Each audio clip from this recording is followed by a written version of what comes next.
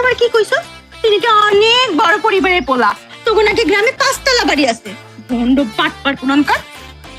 ভবিষ্যতে আমাকে 5 তলা বাড়ি হইব, তাই আগে থেকে তোমার কয়ে রাখছি। হট করে জায়গা করছো না, তো এখন পরে দেখে লইতেছি।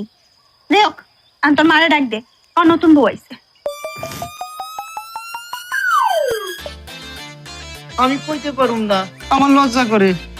তুমি একটু কও না। আমি তো আমি পুরো সময় মনে করতে পারবো। ভাইজান তুমি? আর সাথে এটা কে? নতুন বউয়ের শাড়ি পরা দেখতে মনে হচ্ছে নতুন বউ, এটা কে?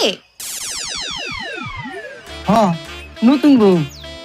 তো নতুন বউ তোমার সাথে কি করে? নতুন বউ তো নতুন জামাইয়ের সাথেই থাকবে না নন্দিনী। মানে? মানে হইতেছে আমি হইতেছি নতুন বউ, আর যে তোমার ভাই হইতেছে নতুন জামাই। ও মা, কয় কি? ভাইজান তুমি বিয়া করে ফেলেছো, তাও আবার আমগরে না কইয়া?